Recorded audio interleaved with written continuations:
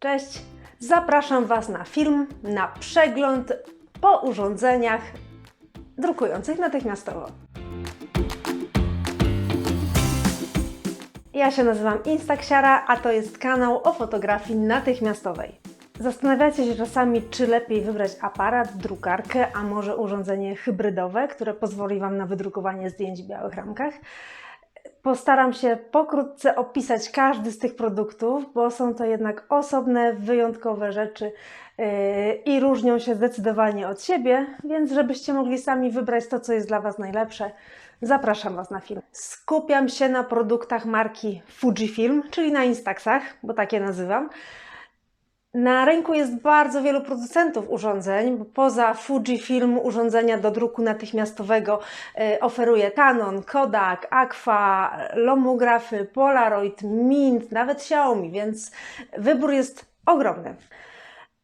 Oczywiście ja także testuję konkurencję, żeby wiedzieć, co się dzieje na rynku, żeby te produkty porównać, ale od 4 lat niezmiennie wracam do Instaxa, bo spełnia on moje wszystkie oczekiwania, zarówno co do jakości, co do dostępności i co do szybkości wywoływania się zdjęć. Uważam, że to jest bardzo istotna rzecz. Lecimy dalej. Na stronie Instaxa urządzenia są podzielone na 2 grupy, natomiast moim zdaniem powinno się go rozróżnić 3 grupy: aparaty, drukarki smartfonowe i urządzenia hybrydowe. I właśnie w taki sposób Wam je wszystkie pokrótce opiszę w tym filmie. Aparaty. Mówiąc aparat, mam na myśli analogowe urządzenie, które nam pozwala zrobić zdjęcie i za chwilę mieć je fizycznie w ręce. Aparaty to są bardzo proste urządzenia. Z tyłu ładuje się kasetę z filmem, włącza się aparat i robi się zdjęcie. Takie urządzenie nie ma wyświetlacza, nie ma karty pamięci, także ani nie możemy podejrzeć tego zdjęcia przed jego wydrukowaniem, przed jego wywołaniem, ani nie możemy zdjęcia zapisać. I to powoduje, że zdjęcia, jakie robimy aparatem Instaxa, są unikatowe, są niezwykłe, jedyne w swoim rodzaju. Jest to największa dla mnie frajda i największe piękno fotografii natychmiastowej, że jest tylko jeden unikatowy egzemplarz. Trochę technicznych rzeczy. Przysłona w takim aparacie to jest w tym chyba dokładnie 12,7. Ona się różnić może nieco od modelu, ale różnice są bardzo nieduże.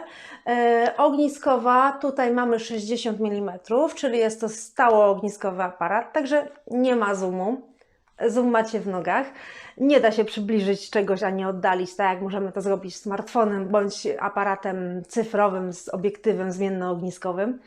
Migawka w tym aparacie też zależy, bo w nowszych modelach, czyli nowsze modele to jest Instax Mini 40, Mini 11, SQ1, Instax White 300. Ta migawka jest sterowana elektronicznie i ona może wynosić od pół sekundy do 1,04 sekundy. Natomiast w starszych modelach, tu mam na przykład Instaxa Mini 9, tam migawka jest stała i wynosi 1,6 sekundy, natomiast przesłonę się zmienia na tubusie obiektywu mamy pokrętło, którym zmieniamy przesłonę.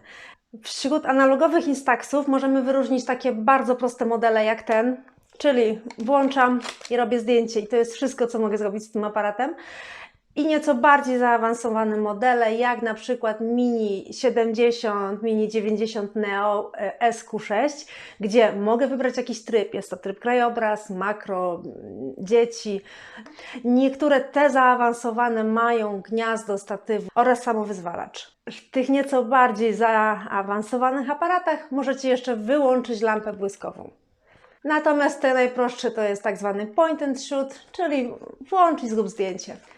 Najprostsze modele Instaxa to na przykład Mini 8, Mini 7S, Mini 9, 11, 40, SQ1, White 300. Te nieco bardziej zaawansowane to na przykład SQ6, Mini 70, Mini 90 Neo Classic. Jest ich zdecydowanie mniej, natomiast są też trochę droższe od tych najprostszych modeli. Najprostsze modele Instaxa to jest wydatek rzędu 300-500 zł. Mówię tu o nowym aparacie, bo używane można kupić dużo taniej. Te modele trochę bardziej zaawansowane mogą kosztować nieco więcej. Natomiast modele już wycofane z produkcji, jak SQ6, osiąga ostatnio dość spore ceny. One oscylują około 1000 zł za używany aparat. Jeszcze odnośnie najprostszych Instaxów, one są z reguły na baterie, to są baterie paluszki bądź baterie CR2. Niektóre modele mają dedykowaną baterię, którą ładuje się przez sieć, czyli dołączoną do aparatu ładowarką. Aparaty analogowe występują w 3 rozmiarach: mini, square i wide. I oczywiście w zależności od tego, na jakie wkłady mamy aparat, on może być dużo większy. Tutaj mam na wkłady mini, tu jest dużo większy na wkłady wide. W gardle mi zaschło od tego gadania. Lecimy dalej. Kolejne urządzenia, jakie chcę omówić, to są drukarki smartfonowe, a właściwie naświetlarki, bo ta technologia niewiele ma związku z drukiem.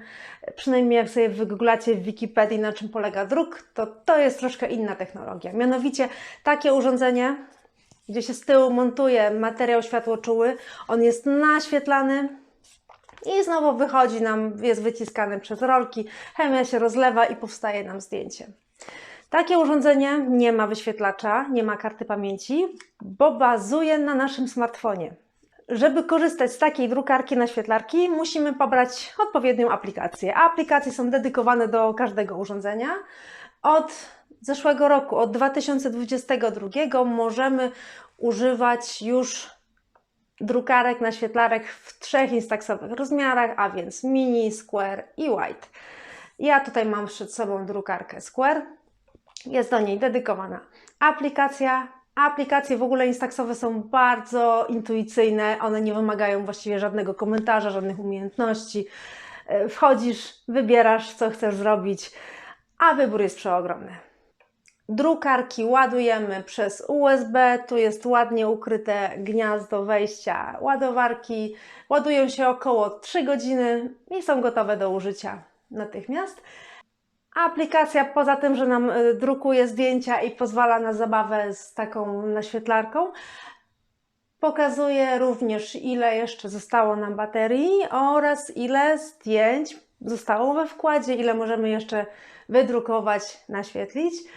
Co jest też fajne w tych urządzeniach, że po włożeniu wkładu ten dark slide, ten właśnie czarny arkusz, który zabezpiecza materiał światłoczuły, wychodzi sam. Drukarki, naświetlarki są w pełni cyfrowe. Tutaj co prawda nie ma karty pamięci, ale bazują na cyfrowym zapisie obrazu, jaki mamy w naszym smartfonie. Możemy wydrukować bardzo wiele kopii jednego zdjęcia. Także tutaj nie ma już tej analogowej magii, nie ma tej unikatowości. Natomiast jest to na pewno dla osób, które po prostu lubią zdjęcia z białą ramką i lubią mieć przewidywalny efekt, czyli to, co widzą na ekranie smartfona, mają potem wydrukowane na zdjęciu. A jeszcze o kosztach.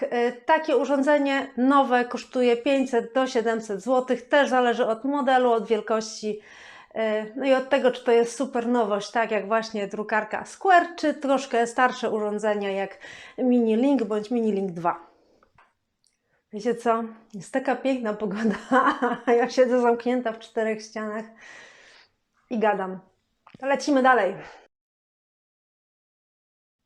Do aparatów hybrydowych zaliczam Instax Mini Evo, Instax Mini Liplay, SQ10, SQ20. Te SQ10, 20 to są starsze modele, one nie łączą się ze smartfonem, nie ma do nich aplikacji, natomiast można wydrukować zdjęcia zrobione innym aparatem. Trzeba je po prostu zgrać na kartę pamięci i wtedy można je wydrukować.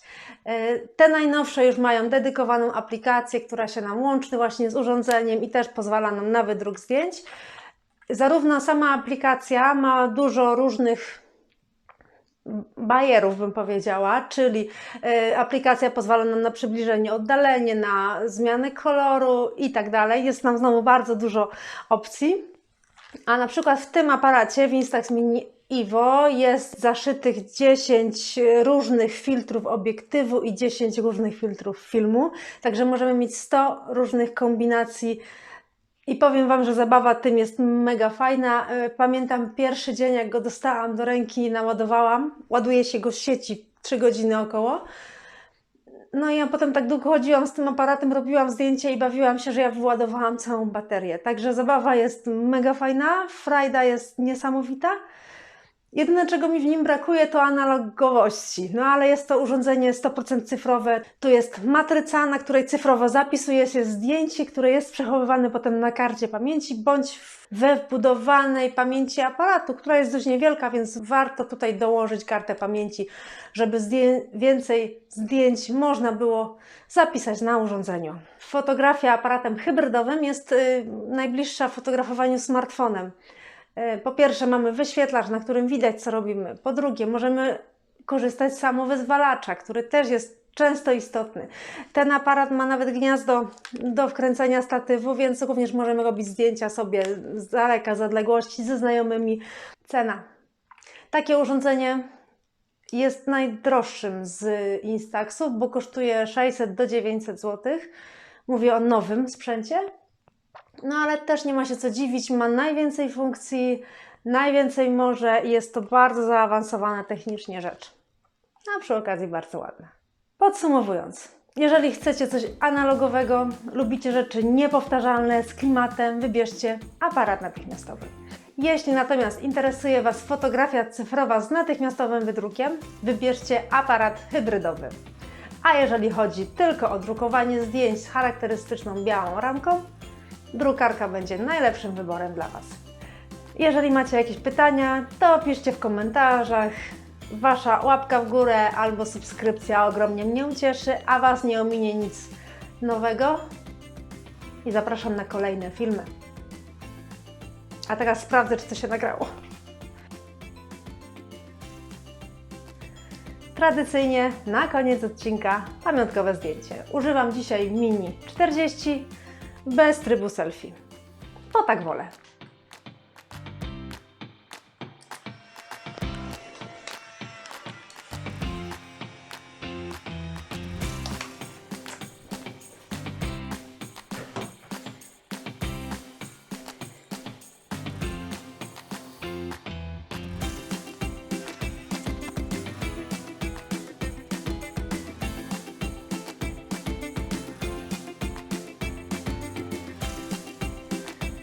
Dziękuję Wam za dzisiaj. Trzymajcie się. Cześć. Pamiętajcie o tym, że jeżeli kupujecie sprzęt, to on ma zawsze dedykowane do niego wkłady bądź papiery i to mogą być różne technologie. W przypadku Fujifilm jest to materiał światłoczuły. Mówiłam o nim szerzej w innym filmie, więc nie będę teraz się na tym skupiać.